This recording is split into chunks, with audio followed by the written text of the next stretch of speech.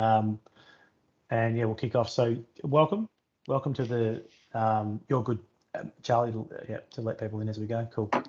All right, and we've started recording. So welcome to the cybersecurity and the construction industry in 2022 webinar. Thank you. Ooh, got a little bit of background noise there. Welcome. Thank you for joining us today. We've got a panel of experts today from different industries. Today we're going to talk about different types of cybersecurity attacks. We're going to provide insights into the latest cybersecurity breaches, tactics on how to prevent cyber attacks, how to detect threats and respond to breaches in today's webinar. At the end of the webinar, we're going to have a Q&A session. So if you've got questions, feel free as we go to put them into the chat function in the Teams session. So feel free to put them in and I'll collate those. So what I'll do now is just I'll introduce the panel members. We've got 3 panel members today. The first panel member is Alan Briggs. Alan is from a business, or he's the CEO of his own business, but they're called Crisis Shield. Crisis Shield's consulting approach applies a combination of specialty skills to deliver solutions that are practical, sustainable, measurable and robust. Their advice is founded on research and more than 40 years hands-on experience in crisis management and communications. The CEO, Alan Briggs, who's with us today, he's worked on many high-profile crisis cases, including Monash University shooting, drug dealing in education institutions, gangland shootings, public demonstrations, cyber and terrorist attacks, rail accidents, major fires, floods and storms. So yeah, Alan's comes from a crisis management perspective. We've also got on our panel Dudley Nella from Gadens Lawyers. Gadens is a leading Australian law firm with 97 partners and 880 staff across offices located in Adelaide, Brisbane, Melbourne, Perth and Sydney, with a history dating back to 1847. Can you believe that? Dudley has over 20 years of international and domestic experience practicing across Australia, Europe and the UK, and advised a variety of clients in major technology arrangements. In addition to commercial, regulatory and specialised technology matters, Dudley advises a range of technology suppliers in the provision of managed services, hosting, maintenance and support, and product and service supply solutions to medium, large Australian corporates. Since 2022, Dudley has been nominated and selected as the best lawyer in the area of information technology law by Best Lawyers Australia, and was recently named a recommended lawyer in data privacy and protection in the Who's Who Legal 2022 Global Guide. So welcome, Alan and Dudley. Thanks for being on the panel today. The last panelist is Scott Mathrick. Scott's also the main presenter. He's going to go through the bulk of the presentation. Scott, I will hand over to you in a sec. Scott's an owner of KMT, Mathrick Tech. He's my business partner. I actually didn't introduce myself at the start, sorry, but I'm Bradley Kane. I'll sort of be hosting the event. I'm the CEO at KMT. Like I said, Scott's my business partner, not a founder of KMT. I'll let you take over, Scotty, with your presentation. No worries, Brad. Thanks for the introduction. So today we are here for a cyber webinar and presentation, and the last thing that I want this to be is a PowerPoint death by PowerPoint presentation. So today I'll give as many examples as possible, but real life examples of what we're seeing around the market, mostly on Australian soil. So what we'll cover today is why cybercrime will continue to surge in 2022. Is my business really at risk? We'll go over a few risk profiles, how a cyber attack would affect your business, and we'll talk about some examples of that as well. The critical layers of the Essential Eight, I'm hoping you all have some kind of understanding with the Essential Eight, but we're going to deep dive into that today, and things that you can do to protect your business from an attack. So today we are focusing on the construction industry. So the question is, why the construction industry? Well, the types of data. It's contracts, it's financial information, it's banking details, it's site drawings, it's plans, it's very sensitive information, similar to what we see in the medical industry. And to date, there's been no real regulation on the construction industry. So if we talk about accountants, they have to follow some kind of regulations. There's always some framework that they have to provide compliance on. And the construction industry, until really now, hasn't ever had that in there. And also some of the technologies that they use. So there's a lot of AI now built into the construction industry, a lot of robotic machines as well. large supply chain management. We're going to deep dive into that later as well. That's one of the big key takeaways for all of us, I think, is our supply chain management systems. And downtime. The construction industry, like any industry, they're heavily dependent on delivering projects on time. And if they don't, budgets and costs flow out. So if there is a ransomware attack or if the system's down, that really affects their whole business. So that's probably one of the main reasons. And lastly, large financial transactions, like a lot of money passes through those industries. So why cyber will continue to grow? So growing number of endpoints outside the actual firewall. So again, now, because of COVID, we're working from home. We're no longer protected by the firewall or the castle wall, so to speak. And we're all working from bespoke internet connections. So we could be at home on a Telstra or Optus modem. We could be tethered to a mobile phone. We could be working at Chadstone Shopping Centre tethered to their Wi-Fi. So we're now working from all these networks that are no longer protected anymore. So the whole game has changed now since a couple of years ago, where we always protected the firewall. We're now trying to protect the endpoint, and the endpoint being computer, laptop, or device working from remote. On the top right there, misconfigurations. Again, everyone just assumes that the cloud's safe. If they assume Office 365 is safe and Azure's safe, it's not safe. It depends on how that environment has been configured. So there's things that we need to do within those environments to make sure that they're actually as safe as possible. And those environments are changing all the time as well. Microsoft put a lot of change into their platforms on a monthly basis, so all the rules change. So just things that we need to be doing, the basic things like turning on MFA, turning on our risky policies within Office 365, turning off all our macros, making sure there's Teams lockdown practices in place. So as an example, this invite was sent out to many people. We can actually control who gets access to this meeting and not have some random person who has somehow got the invite from someone else and actually attend the actual meeting. Extended environments make data protection hard. So again, this is where the supply chain management comes into. So as an example, we're all using different ways to feed data into our systems now. So we have one client a couple of years ago, they share out all their OneDrive, Dropbox actually, and they share it out with all their clients, and they're a lab type of business, and they have all their clients feeding in all their information to give all their projects back into this company. And one night, it was a Sunday night, they came in and half their data had been encrypted with ransomware. And what they'd worked out is one of their clients had a ransomware attack and didn't know about it. It came through across a weekend, and all that information came into their business and encrypted all their data. So they came in Monday morning and noticed that all their data was encrypted, or a good subset of it. So luckily we had backups and we could restore their data, but we actually couldn't control that breach coming in because it was from another person within their supply chain. And last one there in the bottom right, probably one of the biggest takeouts from this presentation is untrained users. So having the right user training in place.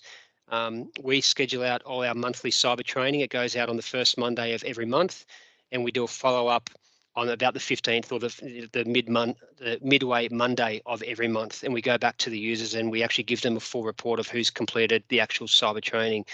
And why that's important that it's happening monthly is that we're keeping that cyber knowledge at the forefront of the mind all the time and trying to build that cyber culture within our businesses.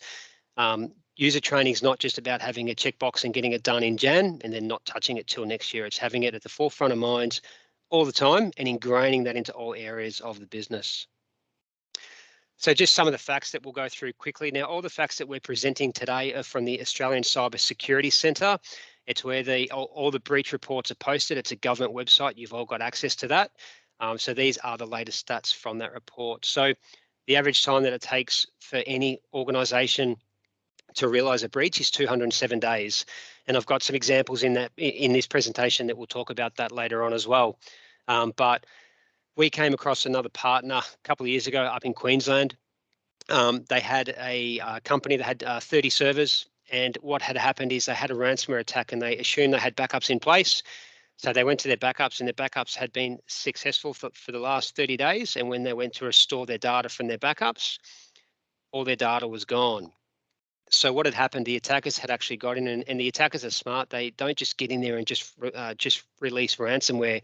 They get in there and watch your movements and actually try and suss out all the information about the company and who's who and where the actual sensitive data is. So in this instance, they went in there, they found their backup systems. So they got into the backup system, they unchecked all the backups. So the backup was completing every single night. It was saying that it was successful. And after 30 days, all the backups had disappeared, because with a 30-day backup rotation, what happens is the newest backup will overwrite the oldest backup. So they waited the 30-day period, and then all the backups that had completed, all the data was gone. And the IT department thought that the backups were working because it was actually telling them that it was successful. At that time is when they planted in their ransomware. So the company had no offsite backup. They'd lost all their backups. They had to pay the ransom. The first ransom, this is going back about 2.5 years ago. The first ransom was $202,000. They paid the ransom. It took them about 9 days to get the encryption keys back. They got that information. They unencrypted all their data. It took over a week to unencrypt the data. And then they realized that they only had the encryption key for 28 of the 30 servers. 2 servers weren't decrypted. And those 2 servers were their domain controllers. So the simplicity of this conversation, that's the 2 servers that hold all the information about the usernames, the passwords, the logins, the policies, all the brains of the environment. They had to then go back to the actual attackers. They had to pay a further ransom. It was over $50,000.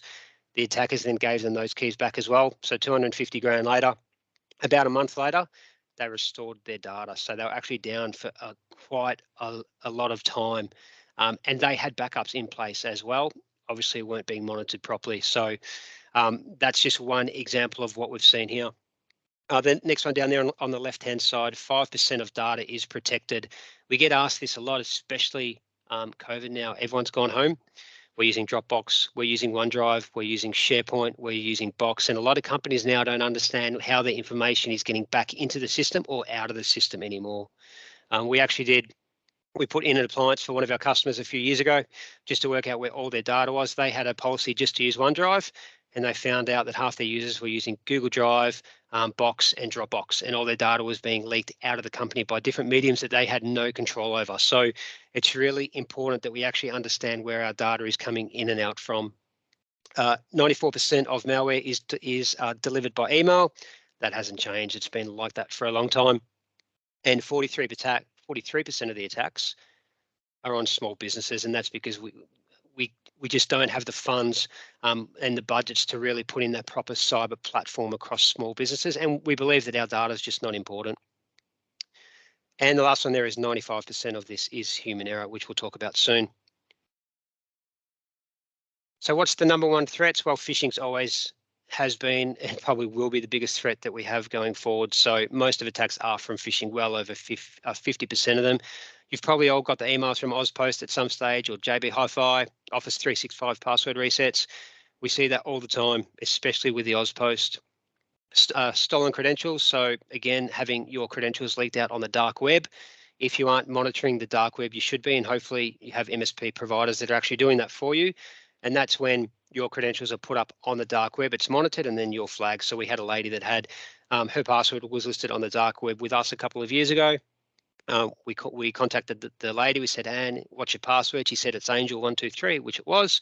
And we then asked her what that password's for, and she said it's my computer login, it's my Facebook, it's my banking. She had one password for everything. So we said, right, you got to change that password straight away.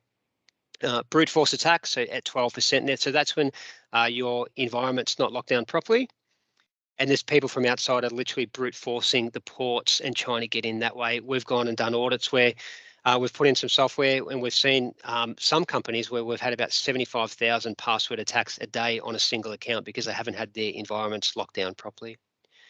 And ransomware, it's there at 3%. It's one of the biggest ones, but of course they use the phishing and dark web methods to actually get the passwords to get into the systems to implant ransomware anyway.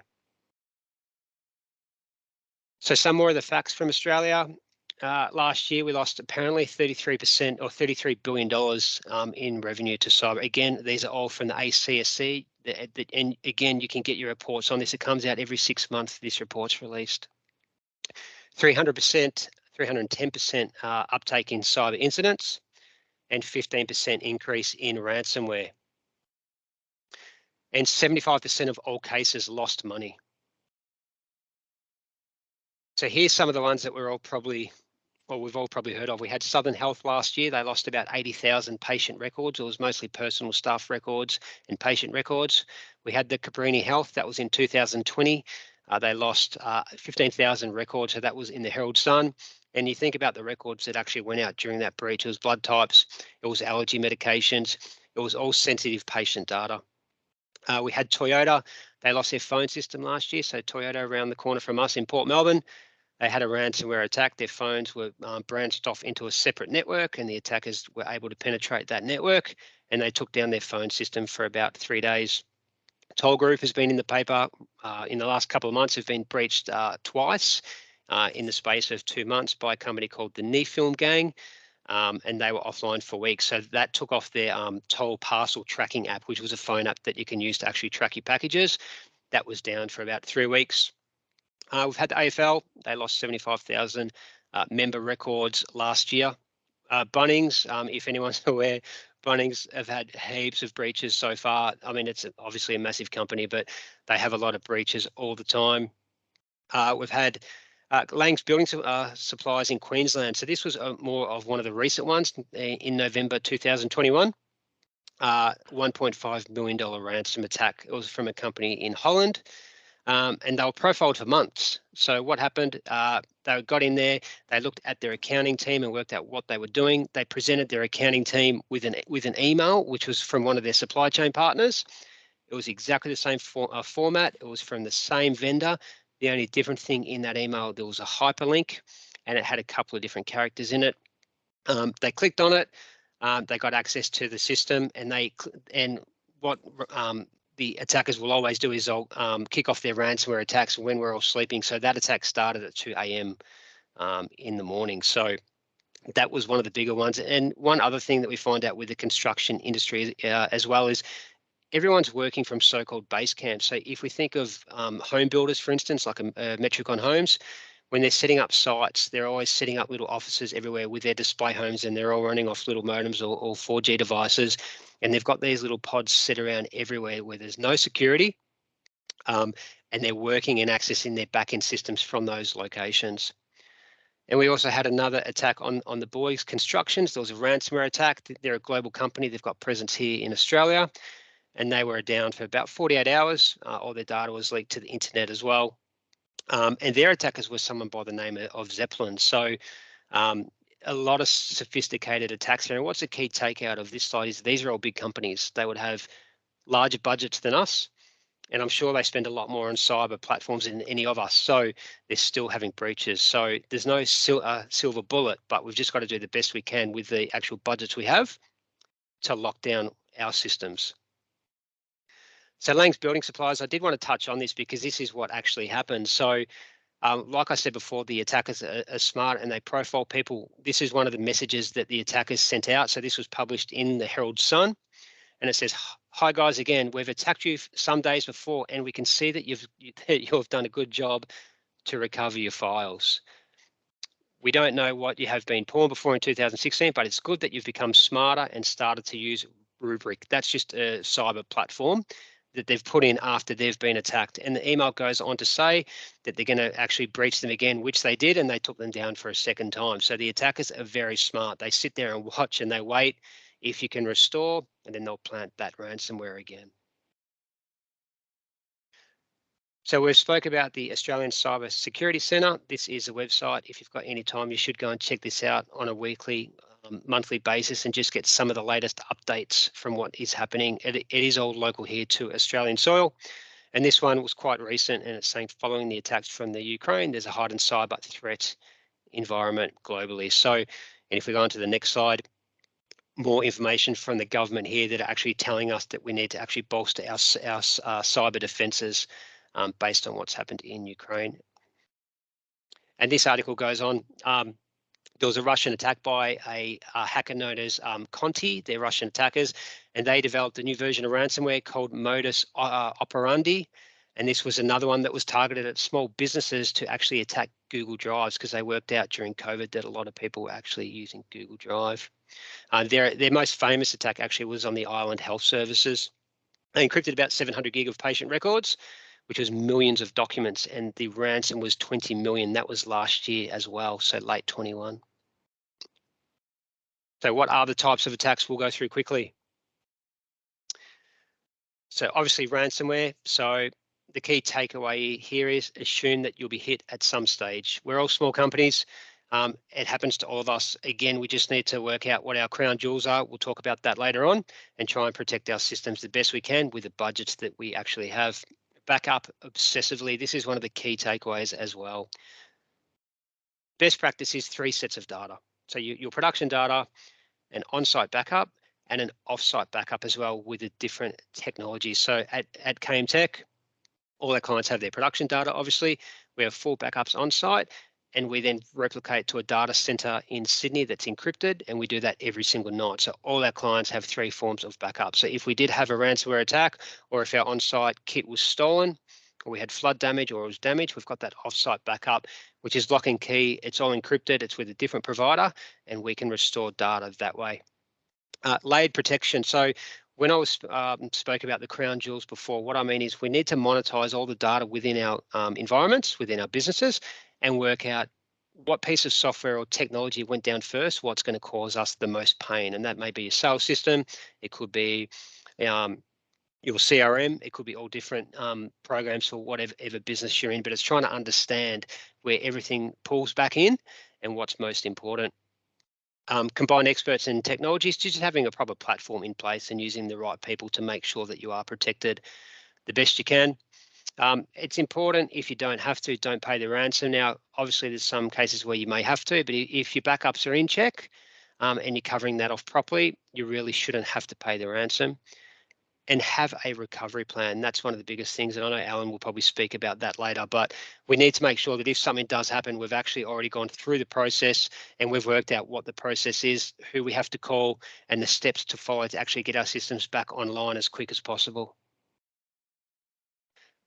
And I wanted to share this with you as well. This is a text message that comes to my phone. You can see it's on the 1st of May this year.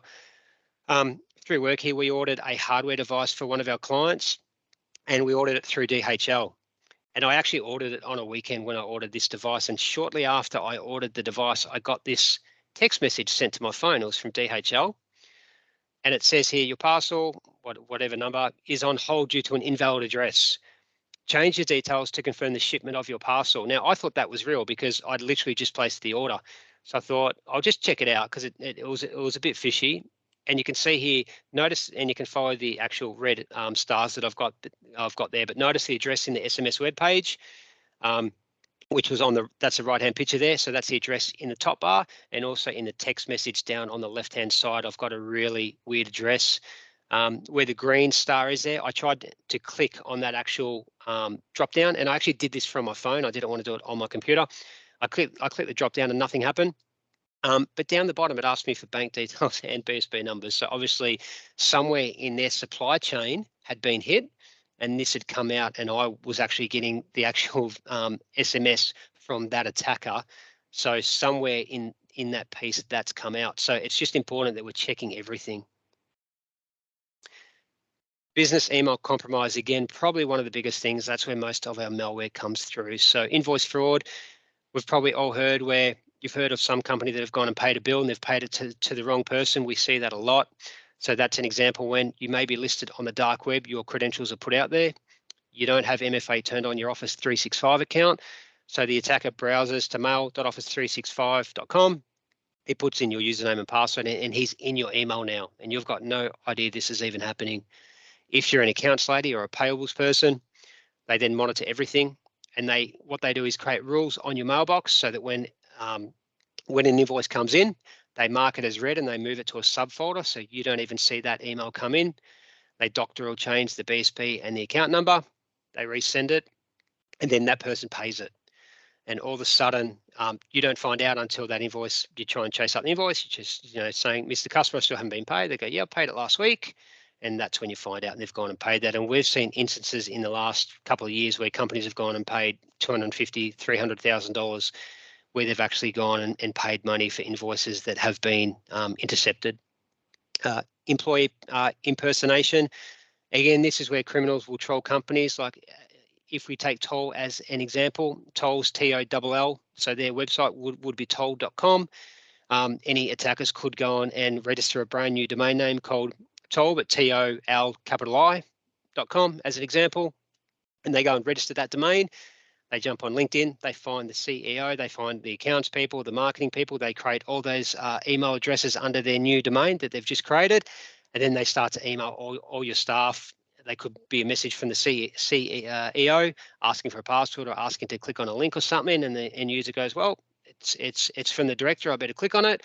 They click on it and they get in that way as well. So we're seeing that quite a bit as well, which is really the same as a company impersonation as well. Using MFA. If you don't have MFA on, you should have it turned on absolutely everything. If you think about MFA, we've been using MFA for years. You pay a bill from the bank, they send you a text message. It's exactly the same thing. And having a protective business process in place. And again, across the whole business, not just in one department. So how are we prepared as a business? So first of all, we need to understand that the cyber responsibilities fall with the CEO, the board of directors. We're all responsible. We need to understand the governance and what governance is required. Okay, and again, trying to enforce that governance across and compliance across all areas of the business, whether that's sales, in manufacturing, in accounting, it has to flow through all areas of the business. We also need to understand our business obligations as well in regards to our notification, whether it's APRA, it could be ASIC, it could be the Data Privacy Act, it could be the Consumer Rights Act. There's a lot of boards there that we need to know aware, and that's one great thing about having cyber insurance, which I'm hoping you all have, is that in the event that you do have a breach, there's a phone call to pick up and speak to an expert, and they can guide you through that process and actually tell you who you need to actually notify. We need to understand all our B2B operations. So that, again, that's with our supply chain management. So what other systems are feeding back in, and also having a risk profile. Probably one of the biggest takeouts as well is really understanding what's going to happen in an outage and what's our risk.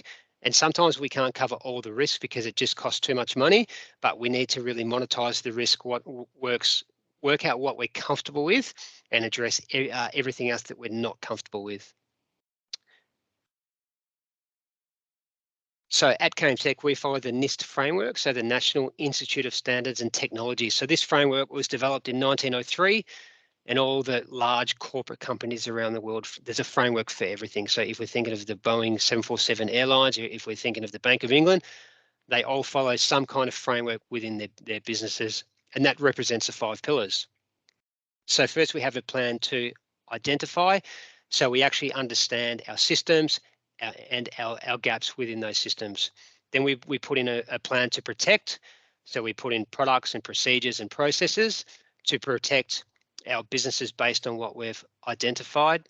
Then we have a mechanism to detect. So we're not stopping anything, but if there was a breach, the red flags go up and we actually know that something's happening. We then have a full response plan. So that's our full laid out, DR plan. In an instance, we have these numbers to call, these are the action items, and it's a full step document of everything we have to do that gets us to our last phase, which is the recovery phase, and that guides us through that phase. So we've talked about it before, we've gone through it, we've got a business document, it's with the right people, it's got all the contact numbers in it, everything we have to do, our insurance company providers, our MSPs, our IT providers, our third-party suppliers, everything's in one document, so we've got that whole process to follow. So why should a business be considering a cyber strategy now? Well, it's the Essential Eight. So again, the Essential Eight is a framework of strategies to help prevent cyber security incidents from online threats. It was designed by the ACSC, the Australian Cyber Security Centre, which is a government body. So it's a baseline of the 8 recommendations and strategies that we should be implementing within our businesses to prevent a cyber attack. So what's happening now is this is being regulated by the government. So if you're a government party now, you actually have to provide compliance that you're following the Essential Eight. We work with many customers that actually go for bids and tenders with government parties, and they now to actually go for those tenders, they have to actually prove they have compliance with the Essential Eight. So this is coming in now. As I said, it's coming into all government parties now. This is going to flow through to all small businesses within the next couple of years. So what is the Essential Eight? It is a really simplistic way to put in a good platform for cyber. So it includes the application whitelisting, which is when we actually we block applications from running on your computers that shouldn't be running. We patch apps, so that should be being done now by MSP anyway that's looking after your environments. So we patch your applications like your Java, your PDF apps, your Google Chromes, all those get patched for latest updates. We configure macros, so that's all the macros that you're running within Excel or within Word. And we make sure they're all turned off, because that's the biggest, or one of the biggest sources of breaches, because what happens is the attackers will actually build their malware or their attack vectors into macros, because a macros is a Windows trusted process. It's a Microsoft process that runs, it's trusted by the operating system, and they can actually spawn all their malware or their infections within those processes, and it gets through your antivirus software. Application hardening, so we actually, again, go through and block and actually lock down the apps you've got. Restrict admin privileges.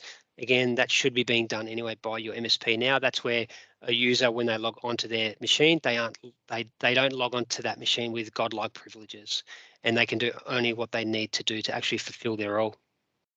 Patch operating systems. Again, if it's your Windows 10 machine or your servers, they're getting patched within a couple of days of that actual patch coming out from Microsoft. MFA, which we've spoken about, having MFA on absolutely everything where possible. That includes your Office 365 and your VPN access into your offices as well, and your daily backup. So again, 3 forms of backup: production data, full on-site backup, full image backups, and then off-site backup as well.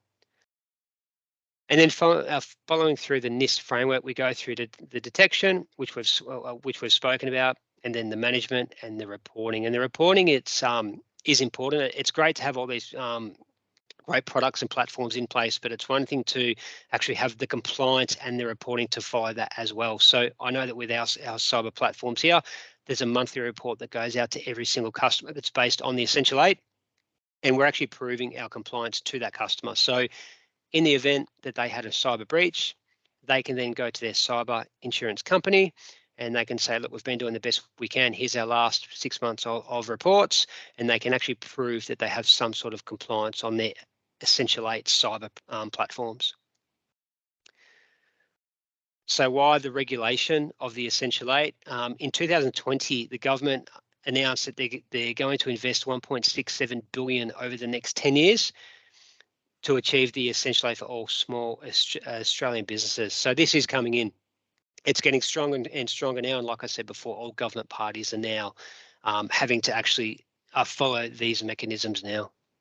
So we're setting clear cybersecurity expectations. We're increasing our transparency, and we're protecting our consumer rights as well through the appropriate legal remedies. So everything is in the Essential 8 reports. And again, you can jump on Google, search for the Essential 8. It's on all the websites. There's a lot of information floating around about it. So I wanted to talk about the evolving MSP stack as well, and just try and explain how the landscape has changed across the last probably 3 years. So back in 2020, the MSP was a standard. So when an MSP came in, we did an audit and assessment. We provided some basic anti-spam. We provided you with your antivirus software. We patch managed, so we patched your applications. We patched your firewall, and we provided backups. And that's where the MSP sort of offering stopped around 2020. And in 2021, COVID, everything happened and people started to go home. So then it actually broadened, and we put in password managers, a lot of SAT training. So all that cyber training that goes out to the users on a monthly basis, that was quite in demand last year. We also put out our endpoint EDR software. So that's our endpoint detection and response software. It's specialized software that can actually stop a ransomware attack. It's different to antivirus software. All our clients wanted MFA. We wanted web content filtering, again, because we're working from home, or we're working from the shops or the cafe, we're no longer having that protection from our customer or our company firewall. So we're now protecting the endpoint. So we're putting more web content filtering and specialized agents out on those endpoints to actually protect the devices. SIEM solution. So again, that's when the red flags go up. So we've actually got the mechanisms in place that when an attack comes in, we actually get the actual flags come up, we get an alert, and we know that there is something happening within our environments. Office 365 monitoring and Office 365 backups, again, that's a big one. If you read the fine print from Microsoft, it's their platform, it's your data. You do need third-party backup applications for your Office 365 data, especially SharePoint. I mean, SharePoint last year, we had a lot of clients migrating to SharePoint last year, some with large data sets with terabytes and terabytes of data. So it's very important that we've got those Office 365 backups in place in the event something does happen. And now in 2022, we're after threat management now. So we're getting asked a lot about that, and compliance. Compliance is probably one of the biggest things now that we're getting asked for. SIEM is still there. We're doing endpoint scanning. So a lot of our clients are now coming and asking for penetration tests. MDM security. So that's actually trying to secure a mobile phone or a tablet or an endpoint, basically, where, again, we're protecting the endpoint now. It's all about going past the firewall and protecting every single device and locking down every single device that comes back into our networks. Whitelisting still there. Identity management, so that's when you have a thumbprint scanner when you're signing into your Office 365, or you're signing into your PC or any other third-party apps. We're trying to bring that all together through one platform, so you've got one source of truth. And data loss prevention solutions, we're doing a lot of that now, given, again, having the right backups in place and the right protection is really, really important. So working with a cyber provider, some of the benefits are we provide a depth of expertise, experience. We see this a lot. We've got a lot of clients. I know at KMT we're about 130 clients roughly. We've got probably about 30 to 35 clients on full cyber platforms here. So we see a lot of what happens. We see the alerts. We do a lot of monitoring. So we're seeing all the nasty stuff that's actually coming in. And if you're smaller, it makes sense to actually outsource that. Cyber, like I said before, cyber security isn't cheap. And it's about trying to monetize and understand your business and what you can do to actually protect the data you've got. We see examples all the time where some of our clients, they try and monetize their cyber footprint. We work for one company, they sell coffee, they're a 100-year-old company. And they told us that if they're down for a week, it costs them $1 million to be down for a week. So for them, having a proper cyber platform in place makes sense. We've got other companies where they just drive trucks, a massive fleet of trucks, but they said that if their systems are down, they can still work off paper and then backfill everything later. So for them, it wasn't quite as important because they could still work, transact, and trade. So what does this mean for me? Well, the benefit is we actually close a gap. So we come in, we do an audit and assessment, and we actually understand and give you a full report to let you know where your gaps are. It's a simple monthly fee that you know it gives you that I suppose that capex price, so you can work with that during the year. And we do all the scanning and provide all the benefits of the full cyber platform. The Essential 8 review, again, we do the audit and assessment and marry that up with the Essential 8 review so that you can actually get a good gauge of your compliance with that Essential 8. And then we provide reporting as well, and we give you a full roadmap to actually close those gaps. So when it comes to the Essential 8, there's different levels of the Essential 8. So you can see there's 0, 1, 2, and 3. With the compliance and the platform that we put in, we always try and get our clients to level 2, and that's basically that you're ready to handle any type of attack. Getting to level 3 is really cumbersome. It involves your own teams, your own internal management, crisis teams, everything. There's a fair bit involved. So if we can get most of our clients to level 2, it just means that we've got all the right precautions in place. We've got the Essential 8 in place. We've got all our backups. Everything's there, and we're confident that in the event of some kind of attack, that we can restore rather quickly. And just touching on the pandemic effect, so 600% increase in what we're seeing around. And again, these are all stats from the Australian cybersecurity reports, and all that's there to see. The average work from home breach is $137,000. This is what we're seeing here. I know overseas there was an attack by Evil Corp on the United States fuel line, where they had a company called the Evil Corp. They were hired, they were put together, and their job was to actually attack people at home. So while all the people were working from home, they got onto all those machines, or some of them, and they waited till all those people returned to work. When they got to work, they then planted the ransomware and encrypted all their work systems, and it took down the Eastern States fuel line for about 5 days. and it cost them about $45 million. And the government over there, the US government, put a ransomware on their heads for $5 million. They still haven't caught them, but that was on the BBC News late last year. So we're working from home. It is a huge risk for all of us. And then Zoom, 5,000 accounts were hacked last year. Everyone's using Zoom. We're using Teams. It's a different way of life now. So again, it's just understanding some of the figures and knowing that why we're not, you may not be seeing this happen to yourself, but we're seeing it all the time. So this is happening everywhere. And then just some of the trends. So yes, a 75% increase, which has resulted in Australians losing money, which we touched on one of our first slides. Disruption of essential services. We talked about the Cabrini Hospital and their ransomware attacks. Ransomware in general is up 15%. Our supply chains, that's a huge one for all of us. And just trying to understand where that fits into our business. Our BEC, so our business email compromise, is always increasing. Again, that's probably one of our biggest risks when it comes to getting ransomware or having some kind of breach. It's mostly done through email. Business owners now recognise that they are responsible. We need to stand up. We need to actually make sure that we're protecting our systems.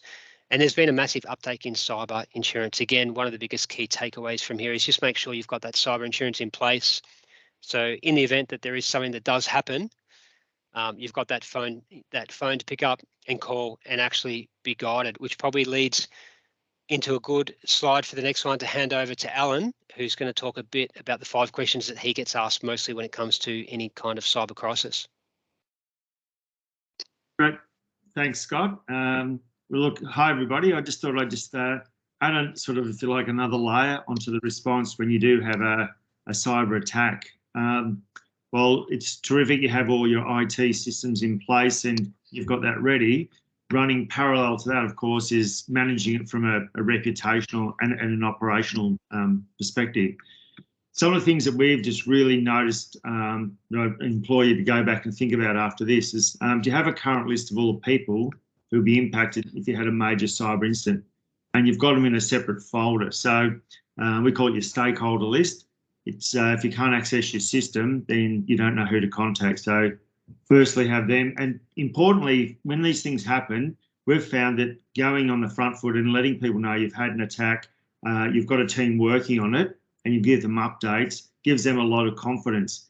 If they don't hear anything from you and they read about it in the media or the attackers that approach them, they get quite upset about that. So the earlier you can give them heads up, so they're aware of it, of course, and that they know you're working on it and someone to contact in your business. So really, that gives you a lot of goodwill, and it's the right thing to do. The other thing we've noticed is your team in your executive team have set roles in emergency and crisis response. So you have your IT team, or you might have a provider that's working on that, but you also need to know within your executive team who will be managing that. And we usually have what we call a team lead. Always need someone in the sort of communications portfolio, usually operations, and someone from HR. So you need that team fairly agile and ready to respond. Whether it's cyber or any other incident, you want that team really ready to respond. They know your roles. You can call them and they can jump into action quickly. Like I said here again, contact outside of work hours. So it's Murphy's Law. These things will happen on a Friday night, Saturday night. Your team's gone away, they're unavailable. So have you got one way of contacting them out of hours and they're ready to respond? Because hackers don't seem to work 9 to 5. Do you know who you need to contact in a cyber incident? So depending on the nature of your business, if you're listed, what data you're holding, there's certain regulatory notifications you need to make. So again, you should have that in your list of stakeholders. And when something happens, you know who I have to contact and I can give them notification as quick as I can. And the other one I say is, do you have an internal IT cyber team or extended provider in place? And again, we've had a lot of clients who are subject to this and they've got their internal cyber team, which is great. We do recommend having an external provider, which MSP or someone there you can call upon to help you if this happens. So it really is a big ask when it happens. The other problem with this, of course, is that when you have a cyber incident, usually it takes some time to actually establish what exactly has happened. And executive teams are quite often, demanding, what's happened, what's been impacted, how long's the system down? And those questions sometimes can't be answered for several hours or even days. So you need to have a team that's experienced in that and understands that it may take some time before you know the full extent. But in the meantime, you've been communicating to the right people about what's been happening. So we really recommend that you really run through this. And, you know, I always say scenario testing is just really good. Working with your MSP or people like ourselves, and we can do it yourself, is to go in and just say, all right, if our system was attacked and we lost our platform and our data, what would that be? What would the impact be on, and everything from payroll operations, you know, who do we need to notify? What will we actually do? And, you know, it's so valuable running those little scenarios on a regular basis. So if it happens, at least you're well prepared.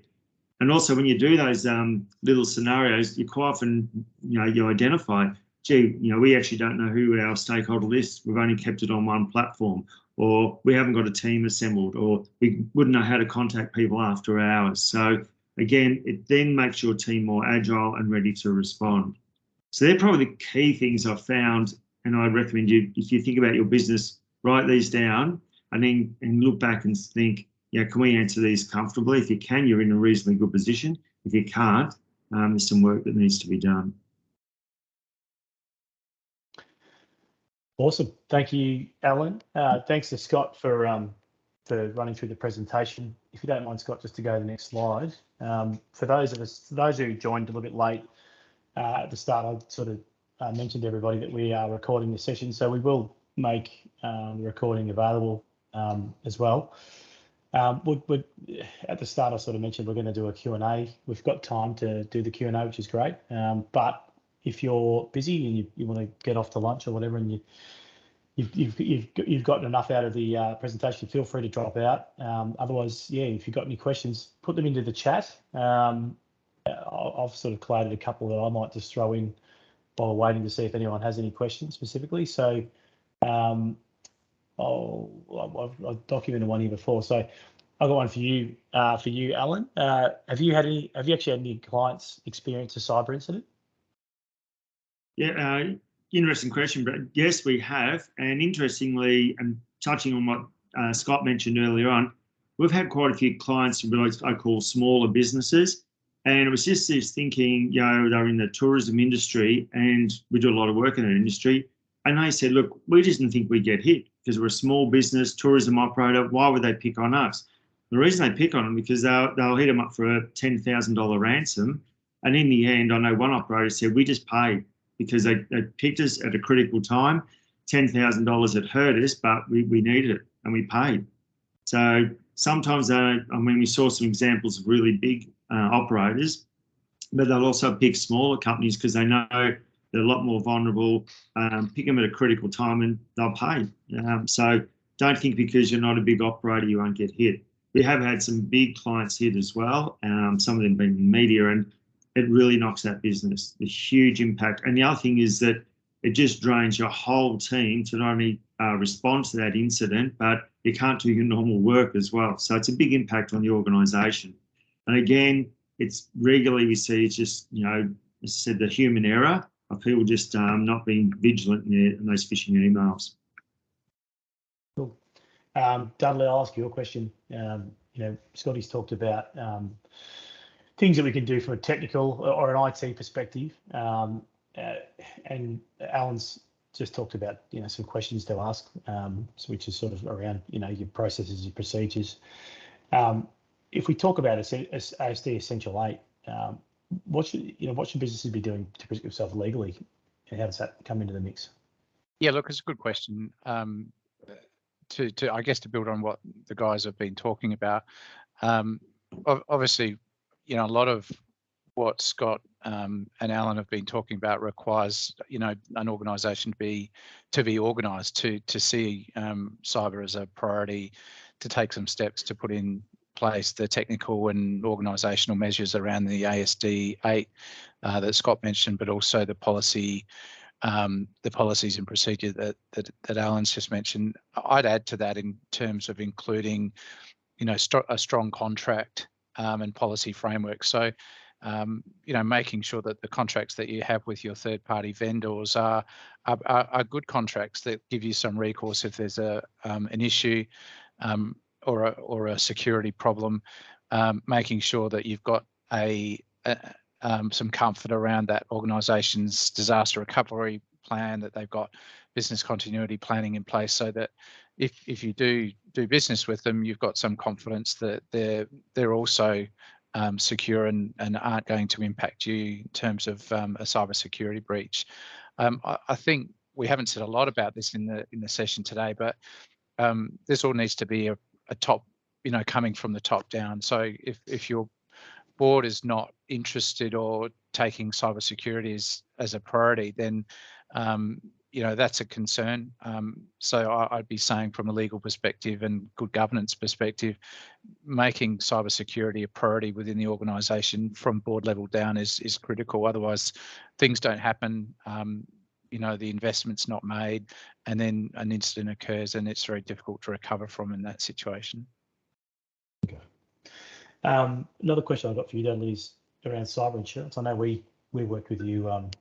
We worked with you on everything from our agreements to how we protect ourselves from a legal contracts perspective. But cyber insurance is one of those things that always comes up. But what are your thoughts around how cyber insurance helps organisations reduce cyber incidents? Yeah, so I think it should be part of the toolkit. It's not something that should, an organisation should think, oh, okay, I've got cyber insurance in place. That means I don't have to do these other things that Alan and Scott have been talking about. It should form part of the toolkit. The interesting thing about cyber insurance as an industry is that it's pretty expensive at the moment. There's a lot of cyber insurers who are reducing the scope of cover as well. So if I'm in the market looking for a cyber policy, I'm going to be asking questions around, what am I paying for? What am I getting? More importantly, what am I not getting? What's an exclusion in the policy? And that old age adage, the big print giveth and the small print taketh away, is probably really true of cyber insurance. So lots of marketing guff at the front end of the policy, but lots of small print at the back end that tells you what you won't be able to claim for. So I think if you are going to go down that path, it's absolutely worth investigating. Understand that it is expensive, but be really clear about what you're getting and what you're not getting. Yep, awesome. That was pretty timely. We had Matt Gibson ask a question, and it was what's your thoughts on insurance and the specifics required to align with your cyber settings and configurations? I think that's probably a question potentially, Scotty, around, or Matt, if you feel free, you can talk if you like. But I think you're talking about, if you've got a cyber plan and policies and tools in place, how does that align to your insurance? Is there anything that we can sort of talk to around that, Scotty, or the panel? Yeah, look, there is.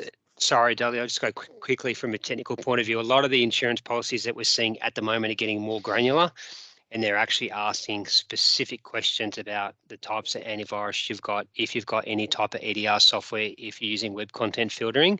And again, once you click off that form, that's filed, right? So the insurance company has that file. So you need to be providing compliance in the event something does happen, and they go back and they pull that form out from the database, and they come in and they send in their forensic investigators to work out what's happened, and they see where the threats come in.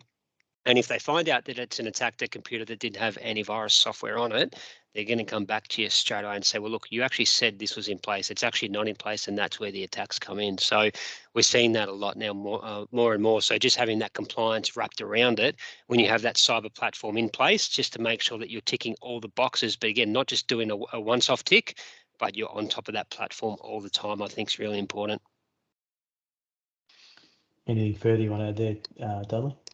Oh, look, very quickly, cyber insurance policies aren't like your run-of-the-mill policies. You don't just talk to your broker and say, I want to get some PI, or I want to get some other sort of insurance policy, business interruption policy in place, and they go out and get that from a couple of underwriters, and you pay your premium and away you go. Scotty's absolutely right. There's a lot more due diligence from from underwriters.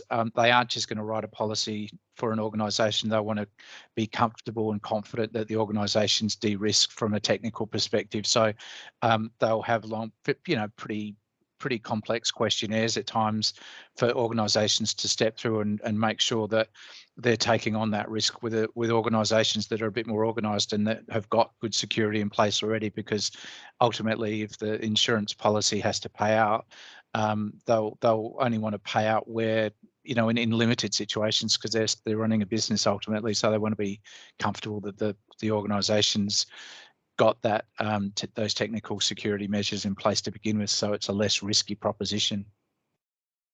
Cool. Hopefully that answered your question, Matt. Feel free to throw questions. We're going to finish up in a couple of minutes, but I'll ask a couple more questions. In the second last slide, we had some pointers from Alan. I wouldn't mind, Dudley, if you've got maybe 2 or 3 tips for organisations to better manage cybersecurity risk. Yeah, look, I would just say, and Scott mentioned this too, you will get hit at some point. So there's no sort of reality where you won't be hit by a cybersecurity attack, whether it's you directly or whether it's through one of your third-party partners. So accept that that's going to be the reality if you haven't been hit already. Be prepared and invest in solid infrastructure and tech management through your preferred MSP partner.